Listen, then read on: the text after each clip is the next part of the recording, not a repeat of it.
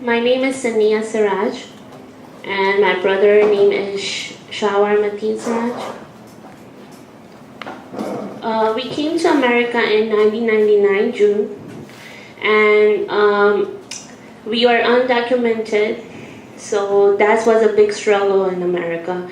My brother was the one who was supporting us through that time because my dad was old and he's not getting jobs. Because my brother was young, he was getting many types of jobs. So he did multiple jobs to support the family. He was the first one. And then before we moved to our own apartment, we were living with our aunt and for 6 months. So now it was getting like more, overwhelming. So we get our own apartment. So my brother was, he didn't go to school because he was working and supporting us. And my dad was not with us because he went back to see how was the environment back home is. Because we are from another group called Shia Ismaili Musliman. Back home, the way we were struggling was every time something happens, people come to our community and destruct everything. That's why we came here, the religious persecution. So we were living good life, even though we were making very little. We were happy with what we were doing. I was going to school. My mom started working too later on. When my dad came, he started working as well. So all of in my house, all of the members, like I was there, I can't work at that time. So they were supporting each other and we were going forward. And then we got another apartment. And my brother started working with in Brooklyn, Bay Ridge store. It's called Islamic Books and Tape next to the mosque. This Egyptian brother, he was 50-year-old. He doesn't know that, my brother doesn't know people that well because he's very, naive. He makes friends really fast. So he trusts everybody. If you speak to him nicely, he will trust you. And he will, be very friendly with you and share. So he entrapped my brother in terrorism case. He showed him many videos of Shabra Shatila, what happened in Palestine, to flame him, and Abu Ghraib pictures that are very sensitive pictures of girls getting raped. The babies were coming out of their, they're taking babies out of mother's belly, shooting a little boy, all those things. So the only thing he did was talking. He didn't do anything. I know my brother very well. I grew up with him. He cannot do something like that. So, for me, he's innocent. And the only thing he did was just talk because of those pictures that he saw. He wants to take it out, his anger. And he was young back then. He can't see those things like that.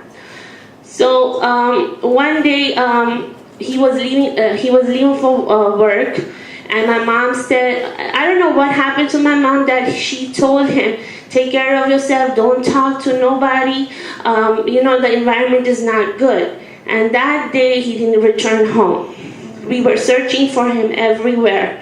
Where is my brother? Where is my son? We were very, very worried about him. So after a few hours at 9 or 10, he called my mom and he said he can't even speak in his language, Urdu. He was speaking in English, and my mom was so worried. She don't even understand what he was trying to say. The only thing he said that I think I talk some horrible things. That's why I'm here. They arrested me and then they hang up the phone. And now still we don't know what's going on with him. The next morning, bell rang. We opened the door because we don't know what else to do. So this a reporter came in and started asking us questions. And we were looking at the TV, and I got really, really shocked to what is going on. Still we don't know.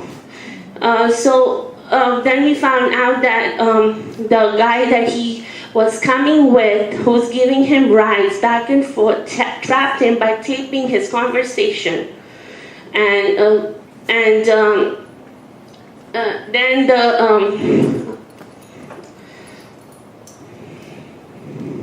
then we hire, then they give us a government lawyer, and then the government lawyer spoke to my brother, and then we still were very confused. We were new to this country, and we were undocumented. We don't know what else to do. So in 2006, we found drug organization in New York City. We learned a lot of things through them. Our Know Your Rights. You cannot, we need that moral support, and nobody was giving that support to us. That's the main thing.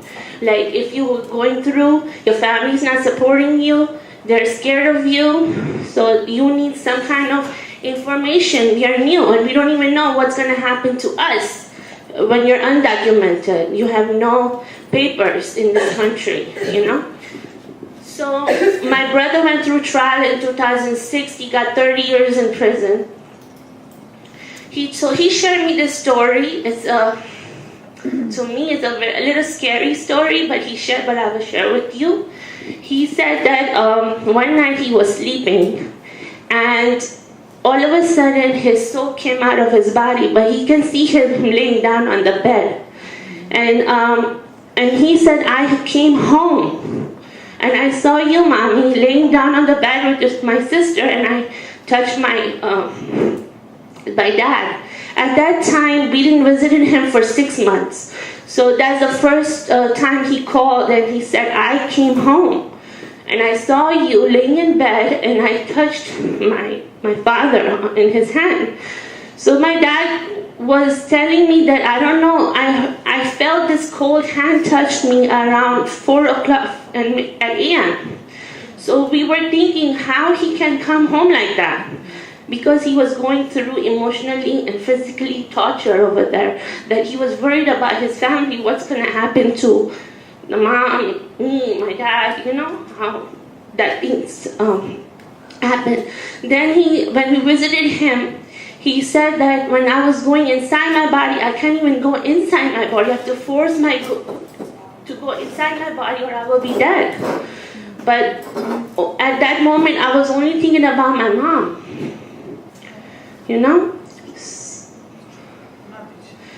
And then the first visit that happened in Metropolitan Detention Center, he shared a story with us that when my dad hugged him, his tears came out, because he was not crying. It's just the way they hurt him in there by hitting him with rubber bullets, all those things that he went through in there. That pain is causing the tears come out, So still, those bruises still exist. All that scars that they gave him still exist. And he said, I will never forget what they did to me. Our other brothers that he was in there with, and they treat us like animals. For them, we are animals, the way they treated us in there. And after his sentence, when he got 30 years in prison, ICE came to our house and arrested me, my mom, and my dad from our house. And we were in detention center for 11 days. My dad was there for 6 months. At that point, still my mom was thinking, oh my God, they're gonna send us home, and everything was going, I don't know how to say, that feeling was like really bad in there. Tell you the truth, I was in there for 11 days, and I just sleep over there. I didn't do nothing. I was so stressed and so traumatized that I only sleep in there. I don't even know when I ate, when I got up, I don't know nothing. They separate me from my mom to put me in another place. My mom was so scared, like, why they're taking my daughter away from me? What they gonna do with her? But I told her, nothing's gonna happen, just, How old were you? I was 19 at that time. But when it happens, I was in high school, 2004, the case happened. And then our community, the drum organization, they came out and did a rally, and we have a hearing inside, and they were doing the rally outside. The judge told that they will go out on bail. Me and my mom will go out on bail of $35,000. How that's gonna be given by a working class family? We don't have that much money, and we were already fighting my brother's case. That's cost a lot of money too. But God, Allah helped us a lot. Our community people really helped us. I don't even know how we went through all of this. I don't know what kind of a good deed we did in the future that helped us in this time. And then I came out with my mom and my dad, and now we don't have work. How are we going to support ourselves? It's only two of us. And at that time, I want to go to college, and I missed 3 years of my college.